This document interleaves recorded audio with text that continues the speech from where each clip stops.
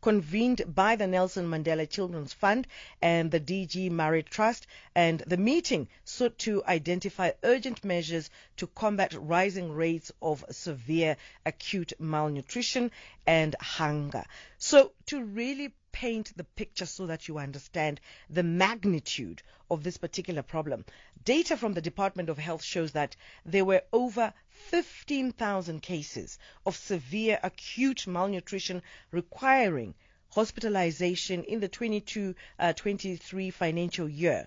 That was according to Dr. Linda Nkomo, CEO of the Nelson Mandela Children's Fund. But there's always a means and there's always a way, and there are other people that are trying to come up with concepts and programs that can alleviate this particular problem. And joining us online, I've got David Harrison, Chief Executive Officer at DG Murray Trust. Good morning and a warm welcome to Jets at Breakfast. Thanks. Thank you so much, Bertha. Thanks very much for having me on the show. 15,000 cases of malnutrition. This is alarming. Yes, and that's just the tip of the iceberg. Those are the children that have severe acute malnutrition and who get hospitalized and who get care. Of those, roughly 1,000 die. So in other words, in our country, roughly the equivalent of 5 or 6 Boeing 737s full of children die every year of starvation. That's in a country like South Africa. But what's hidden is its association with many of the other deaths that happen of children in our hospitals. So we know that malnutrition actually accounts for up to a third of all the deaths from what seems to be other causes in our hospitals. And that's not even the bottom of the iceberg, unfortunately, because chronic malnutrition, children that are not going to die from starvation, but whose brains are systematically, chronically starved just because they don't get enough food, affects 1 in 4 children in South Africa. And just to cap it all, we know that children who are stunted, in other words, those who are chronically malnourished, are unlikely to do well in school, are unlikely to get a job. And this is one of the main reasons why South Africa can't get out of its inequality trap. Children stunted leads to business failure and a GDP in South Africa that hasn't been above 1% on average in the past 40 years. And I'm quite glad that you've highlighted malnutrition doesn't necessarily mean it's starvation, because in terms of when you look at children when they go to school, like when they do grade R, grade 0, or even grade 3, you do find that, there are kids that are known to be slow learners. And a lot of us don't understand why sometimes these kids are considered to be slow learners. And like you've just said, it could be because of malnutrition. And you have come up with a proposal to double discount. What is the double discount for poor households? Yes, so since March, we've been arguing that there are obviously many factors that drive malnutrition in the country. We know that children who have who have to drink dirty water, their guts start to end up with sort of a chronic diarrhea, and that leads to malnutrition. We know that that children, obviously, who are in bad social circumstances, particularly when there's a lot of alcohol abuse in the house, that leads to malnutrition. But front and center is the fact that most children who are malnourished in South Africa do not get enough food to eat. And the reason for that is that our food structure is such that there's not enough access to highly nutritious foods, and the foods that are available are not affordable. So we have to deal with issues of food affordability. So since March, we've been arguing that, look, everybody has to come to the table. We have an urgent crisis here, and we have a chronic problem in South Africa.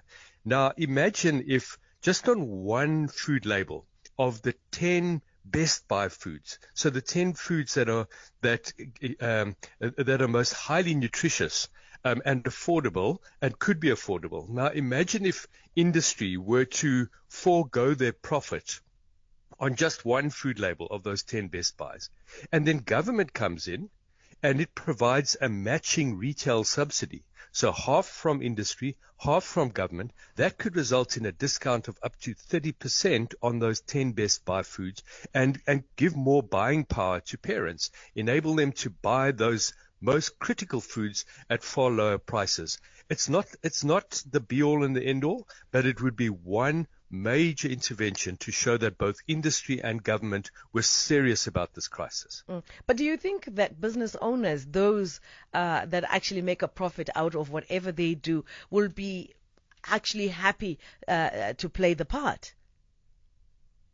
Well, what we're trying to do is get business owners also to understand that if they are long-term, committed long-term to this country, we've got to find some way to break out of this vicious cycle where people who don't have enough food simply can't contribute to the economy. Good nutrition is good for business. So that's the long-term. That's the long-term agenda that everybody needs to get behind. But you're right. Industry is concerned about short-term profits, concerned about its stakeholders, and so this does require government, and it does require other social partners, as well as those in industry who are genuinely concerned about this country.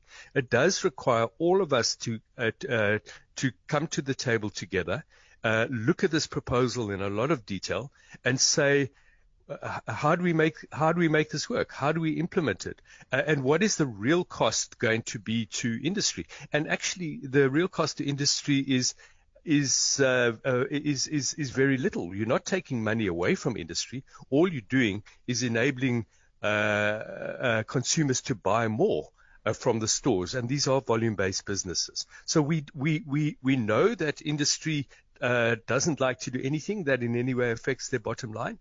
Here's something that ultimately, and certainly over the medium to long term, is going to enhance their business prospects. And then I see NEDLAC has come up with, is it a group or is it a task team? If maybe you could elaborate on that. Yes, so we've been pushing this proposal now for since March, and interestingly, government and the presidency and even Treasury has been very open to it, because they realize that things have to be done. We're entering a time of increasing social instability, and there is the risk of food riots, and we've got to be real to that fact. So government has been on board. Industry has had to wait for the Competition Commission to give permission, which they have, for a convening of industry. That took place, and honestly, the response of industry has been lukewarm.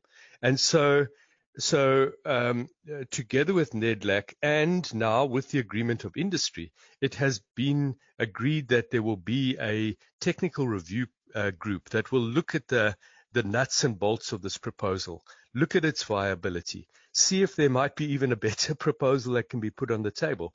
But we're delighted that NEDLAC has taken this seriously, that industry has agreed, so that in fact, if this is a viable proposal, and if it's one that is probably the best solution that's on the table, it can go forward. This is quite insightful, David. For more information, where do we go? Where do we find you? Well, DGMT is a public innovator. You can certainly just look at our website, dgmt.co.za. But I also invite the listeners to look at the Grow Great website. Grow Great, which is the Zero Stunting campaign. It's come up with these 10 best buys, and it's got a number of recipes based on the 10 best buys. It's got a whole campaign focused on the 10 best buys, and that is growgreat.co.za. Thank you so much for joining us this morning on Jet Set Breakfast. Have yourself a wonderful Heritage Day. Thanks so much, Bertha. Thank you. David Harrison, Chief Executive Officer at DG Murray Trust, and talking about outcomes on the worsening food crisis for children and talking about malnutrition. It doesn't necessarily mean starvation, but it means lack of nutrients, the right nutrients that literally plays a big role in developing your child's growth and many other things, and of course feeding into the brain. This is why you find sometimes when you get into certain areas, they say your child is a slow learner, or your child is struggling with cognitive, the way, they basically participate in class. It could be their brain was stunted by lack of good nutrients. And when we have such beautiful ideas, especially for the underprivileged, I think we ought to support. 20 minutes before 8, and it is Jet Set Breakfast.